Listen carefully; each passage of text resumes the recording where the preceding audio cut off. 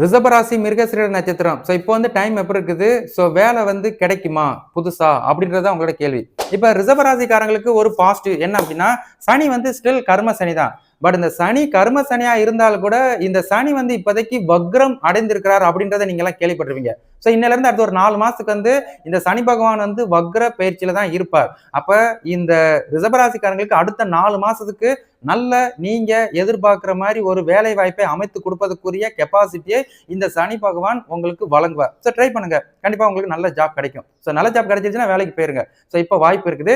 Still குருவோட பார்வையிலும் வந்து உங்களுக்கு தொழில் ஸ்தானம் இருக்கிறதுனால அடுத்த வருஷம் 5வது மாசம் வரைக்கும் வாய்ப்புகள் இருக்குது. நீங்க ஆப்பர்ச்சுனிட்டிஸ் வந்து நீங்க கரெக்டா பயன்படுத்திக்கோங்க.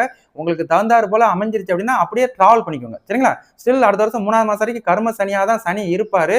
அதனால அவசரப்பட்டு டப்புன்னு தூக்கி போட்டுறக்கூடாது வேலையை. அங்க போனா பிடிக்கலன்ற மாதிரிக்கு வந்துடக்கூடாது. ஏன்னா கர்ம சனி நமக்கு வந்து கொஞ்சம் ஆட்டம் காட்டிக்கிட்டே தான் இருப்பார் அப்படின்றத ஞாபகப்படுத்திக்கிறேன். சரிங்களா?